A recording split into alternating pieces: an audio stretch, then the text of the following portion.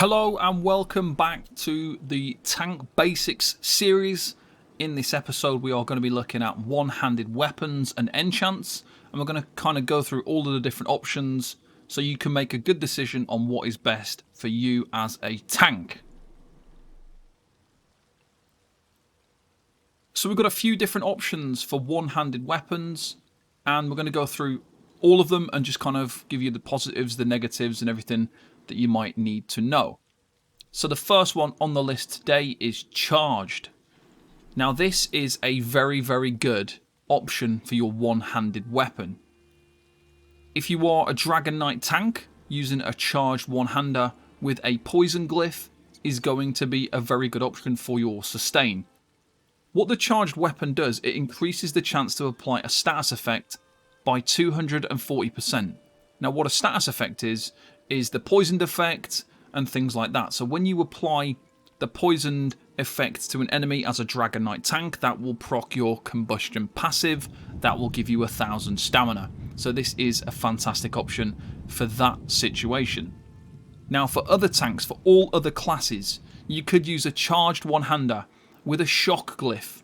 Now what this does is it will apply the minor vulnerability, which increases the damage that the enemy takes by 5%.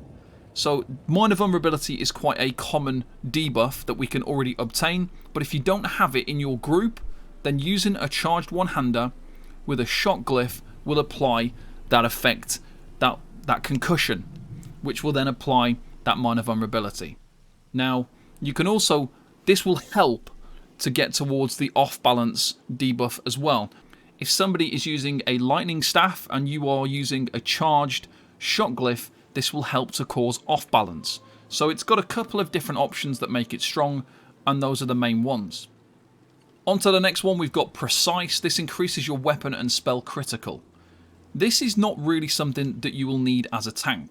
If you're running something like a Nightblade tank, this might be a little bit helpful, because to proc your Nightblade group buff, the minor savagery, you need to do critical damage, and if you've got low crit, as you will have as a tank, by using Precise this might help you to proc the group buff on cooldown more easily, but generally this is not something that you would need to use. Next we've got Infused. Now this increases your weapon enchantment effect by 30% and reduces the cooldown by 50%.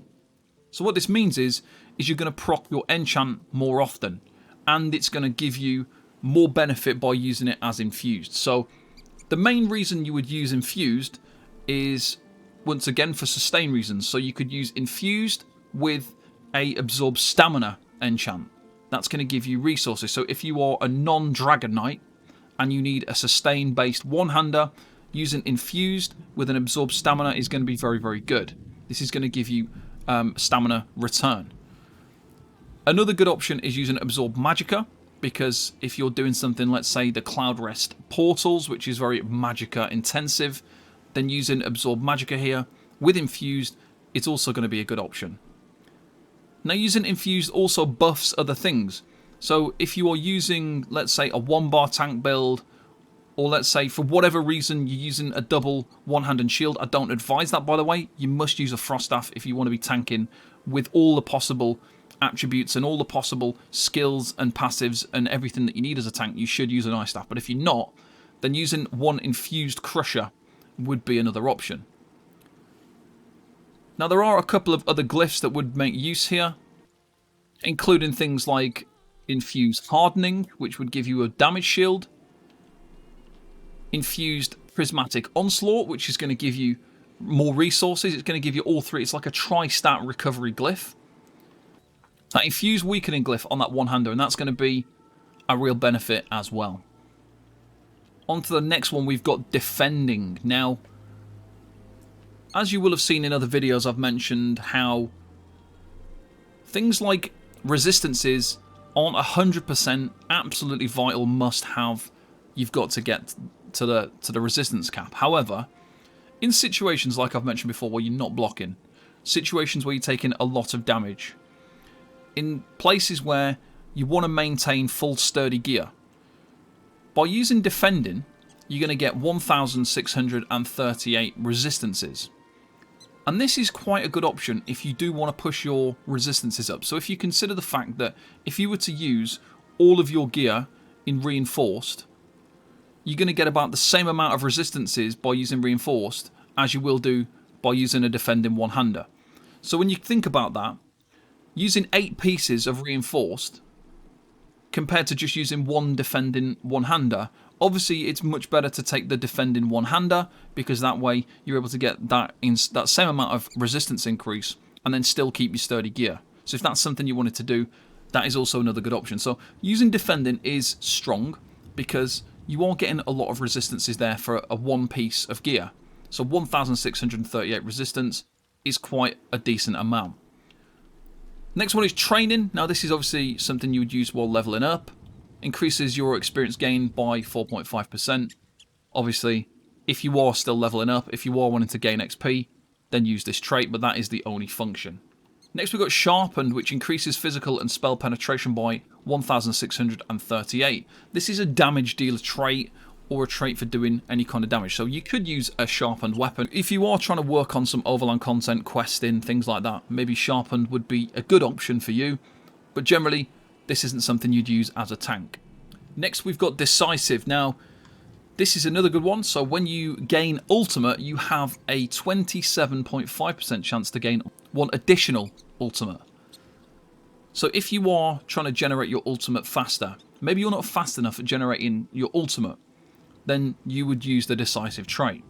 Now Decisive works based on when you gain ultimate, this gives you the chance to gain more ultimate. So if you're using Heroic Slash and you've got Minor Heroism, that's an additional thing that's going to be giving you ultimate, so it's an additional chance to proc Decisive. If you light attack, that's going to give you the chance to gain more ultimate.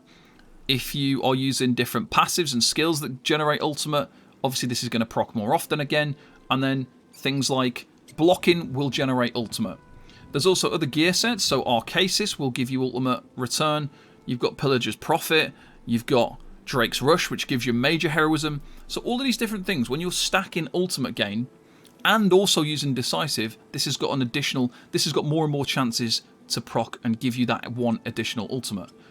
So while it's not like one ultimate isn't mega strong, but it's a pretty high percentage chance that you're going to get it. So literally 1 in 4 times that you gain any kind of ultimate, you're going to gain one additional ultimate. It's going to help you to generate ultimate. So anything that gives you ultimate back is going to be important. When you consider things like the Nord as well, they gain ultimate. So tying this in with different ultimate gain is a really good option and something you should consider doing. Next we've got Nernhound, increases the damage of this weapon by 15%. So again, this is a damage dealer trait. This is not something you really need as a tank. If you are doing that overland content, if you are doing questing and things like that on a tank, then potentially it'd be a good idea to have a weapon that is Nernhound so you can do more damage. But generally, this is not a tank weapon. And finally, we've got Powered. Now, this is going to increase your healing done by 4.5%. So this isn't something that I would say is going to be useful 100% of the time, but it's definitely something that you can consider as an option in situations that are quite healing intensive. So if you are having to do any solo tanking situations, you could use this to boost that healing done. Things like Barsai hard mode, very healing intensive, would be a nice place to use it. Places like Cloud Rest, if you're the execute tank, having increased healing done. So maybe you might be using the Master's one hand and shield, having power to increase the healing done. Stacking that healing done in those situations that are really hard hitting, Powered would be a nice option for you to use there. One thing to note about one-handed weapons is that they have half the value of a two-handed weapon. So if you wield a two-handed weapon, the trait is going to have double the effect than a one-handed weapon. This is why we use a two-handed weapon on the back bar. That's why the Ice Staff is used on the back bar for a tank, so that we can get a bigger benefit from the trait and the enchant. So when we equip an enchant onto a one-handed weapon, that has half the value of a two-handed weapon. So those are some things to consider when you are equipping your one-handed weapon and your trait and your enchants. Now if we just have a quick look at some of the enchants that you might use on your one-handed weapon. So as we mentioned some of these already, so Absorb Magicka. Magicka intensive situations, you're going to deal magic damage and it's going to restore magicka. The values here are based on a two-handed weapon, so if you're using a one-handed weapon, it is half of these values. Just remember that. So when you equip these to a one-handed weapon, it's only going to be half the value. Obviously, when you use Infused, that's going to give it half, but then buffed again by that little extra bit that you get from Infused. So Absorb Magicka is a way for Magicka sustain. Absorb Stamina in a similar situation. It does physical damage and restores stamina, so that will give you stamina sustain. Crushing is better on the back bar, but it is an option. If you're not using an Ice Staff, which you definitely should be, but a Crusher enchant would be an option for one of your one-handed weapons. You would absolutely want to use this on an infused weapon, and like I say, ideally you'd use this on your Ice Staff. That is how it's used. This reduces the enemy's physical and spell resistance, which means your group do more damage to the enemy because it has this debuff applied, which means they're taking more damage. A Glyph of Frost. Now, I've included this, but you would not want to use this on a one-handed weapon, and the reason for that is when you proc the chilled effect, if you proc it on a one-handed weapon, you will not get the minor brittle, and that's one of the main reasons why you will try and proc the chilled effect, is for minor brittle. You have to do that with an Ice Staff. It doesn't work unless you're using an Ice Staff, so you have to be on an Ice Staff to proc that, so you would not use a Frost damage enchant on your one-handed weapon. Right, a Glyph of Hardening. This is not super strong, especially for things like a Dragon Knight, because you can just cast your Igneous Shield and you're going to get a much bigger damage shield. However, if you are looking for an option to get yourself a little damage shield for situations where you might be struggling, using an Infused, Hardened enchant might be an option for other classes. So things that don't have access to a damage shield, such as the Nightblade, the Warden, unless it's a projectile and things like that. You could potentially consider this because you are able to get this on cooldown, especially with certain champion point passives. You might be able to proc this quite regular, and it gives you that little bit of safety net, but it's not one of the best options. The Glyph of Poison. This is a good option for the Dragon Knight, as we mentioned, to proc the combustion passive. You'd have to use a charged one-hander with the Poison Glyph. That gives you the poison effect. That gives you, in return, 1,000 stamina. The Prismatic Onslaught Glyph. This is a tri-stat glyph that gives you, it does magic damage and then gives you health back, and it gives magicka and stamina. There'd be no point in using an Absorb Health Glyph when you could use this instead. It's pretty much the same thing.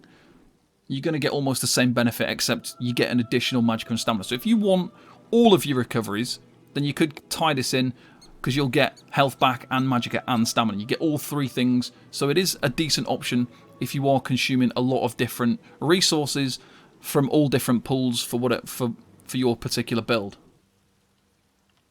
Glyph of Shock, as we mentioned, this procs minor vulnerability because we get concussion. So when we use a charged weapon again and we use the Shock Glyph, this will concuss the enemy.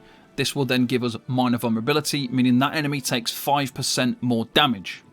If this is also applied to the enemy and somebody uses a lightning staff, this will help to proc off balance.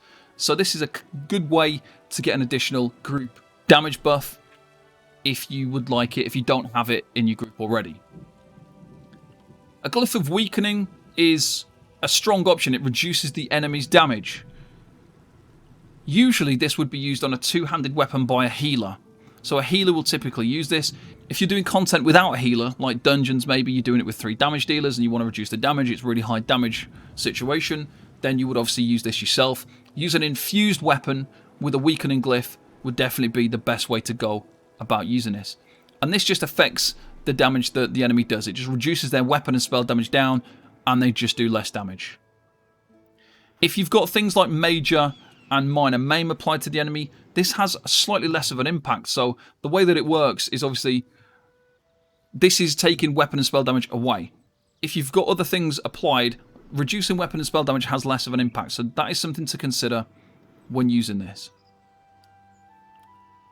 Finally, we got increased weapon and spell damage. If you are doing solo content, overland, questing, and things like that, then using a increased weapon damage might be an option for you on your one-handed weapon if you need it. So that is everything you need to know about one-handed weapons and enchants.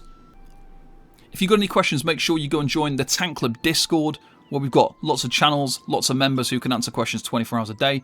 Check out the Tank Club website, thetankclub.com, and if you've got any comments, leave them below. Thanks very much for watching, and I'll see you next time. Bye-bye for now.